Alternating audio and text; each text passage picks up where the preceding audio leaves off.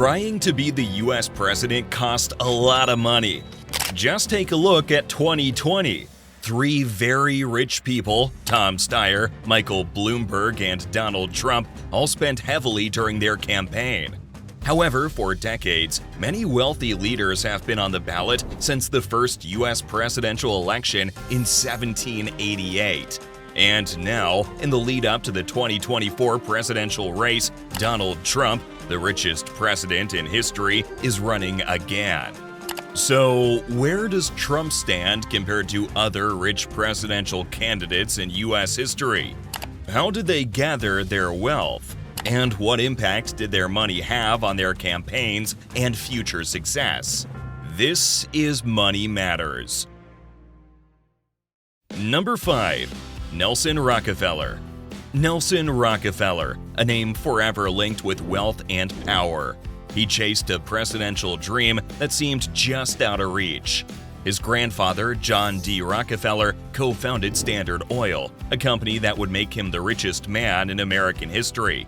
Nelson was born into a world where dreams could be literally fueled by boundless resources. In the realm of business, Nelson was a leader. He took the helm at Rockefeller Center, shaping the New York City skyline. He even ventured into the world of art, collecting pieces that would inspire generations. His net worth was estimated to be $1.5 billion back then, equivalent to around $5.5 billion in today's time. But Nelson was not one to be confined by the city that never sleeps.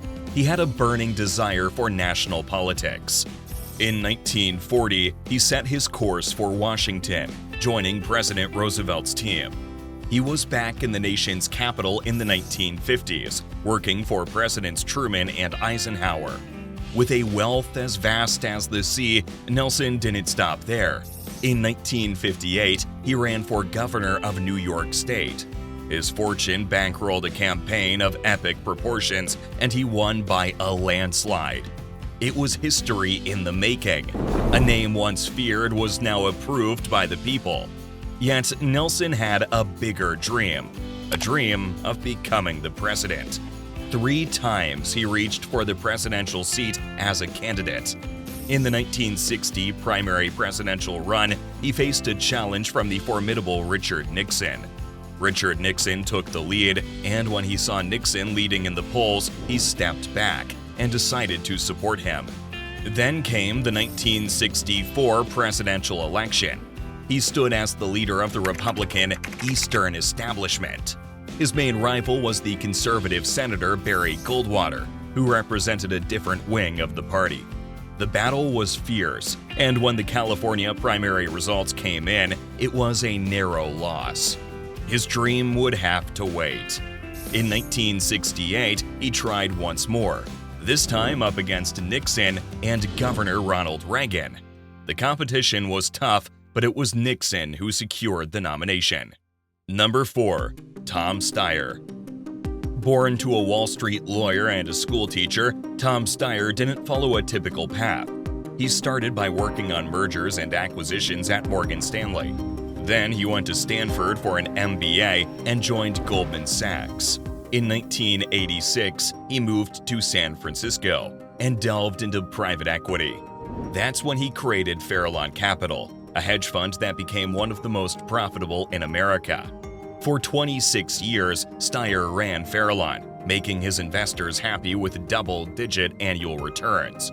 But in 2012, he decided to step away from the world of finance after cashing out big. His new focus was politics and the environment. He started Next Gen America, a nonprofit organization supporting progressive causes like climate change, immigration, healthcare, and education. In 2020, Styer aimed for the Democratic nomination for president.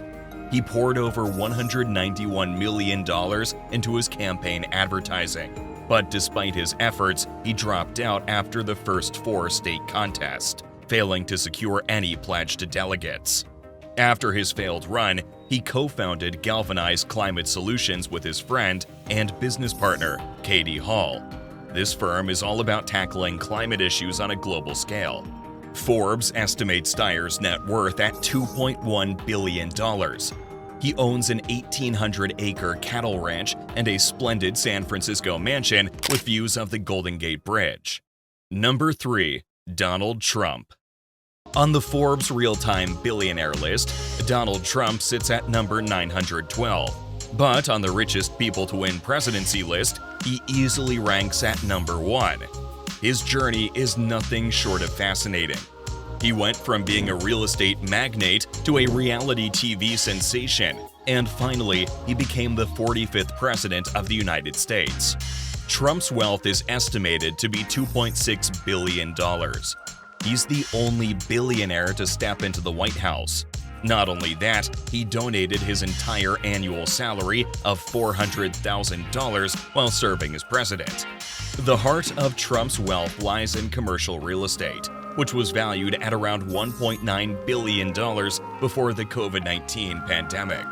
New York City is where Trump's empire shines brightest, with properties valued at more than $690 million total.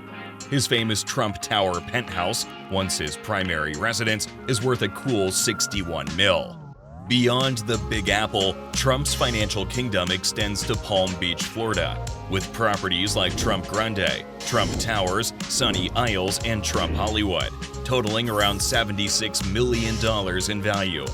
Mar-a-Lago, his private members club in Florida, is estimated at $325 million, where he's been residing since his White House tenure. Did you know that he also owns 18 golf courses? During his presidency, he played golf nearly 300 times, according to the website Trump Golf Count.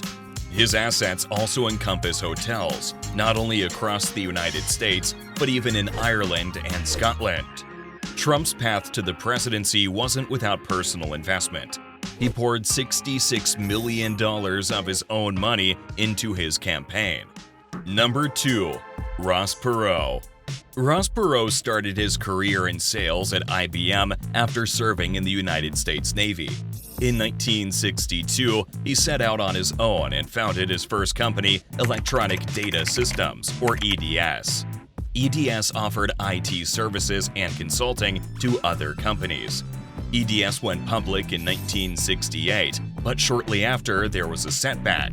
The stock took a big hit, and Perot lost more than $450 million on paper. General Motors stepped in and bought a controlling interest for $2.4 billion. 2 years later, GM bought out Perot completely for more than $700 million. After EDS, Perot launched Perot Systems, an information technology company. This company went public in 1999, right when the tech boom of the 90s was at its peak. Ross Perot certainly made his mark in American presidential politics. He ran as a third-party candidate and advocated for a balanced budget, ending job outsourcing and introducing electronic direct democracy. At one point, he was ahead in the polls against President George Bush and future President Bill Clinton during the campaign. In the 1992 election, he didn't win any electoral votes, but he did capture over 19.7 million votes, earning an 18.9% share of the popular vote. He ran for president again in 1996 as a Reform Party candidate, winning 8.4% of the popular vote. Perot didn't seek public office after 1996, but continued to make an impact. Number 1. Michael Bloomberg. Michael Bloomberg is the richest person ever to run for U.S. president. His journey began at Salomon Brothers, a securities brokerage firm.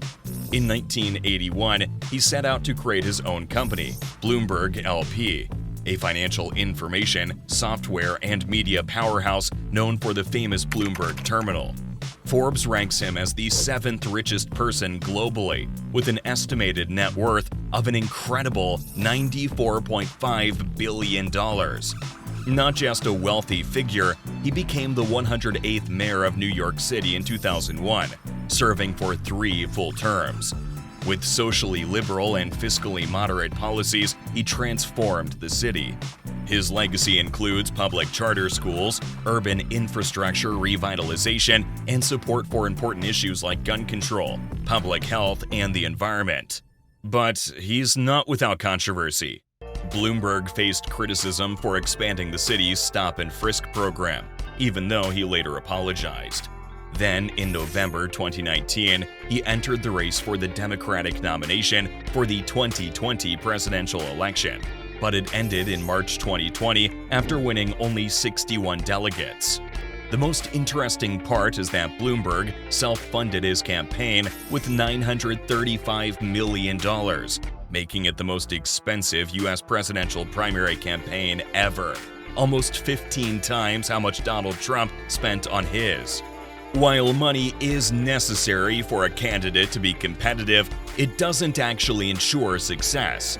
And there are plenty of examples of electoral candidates who have spent big during their campaigns and failed to win the vote.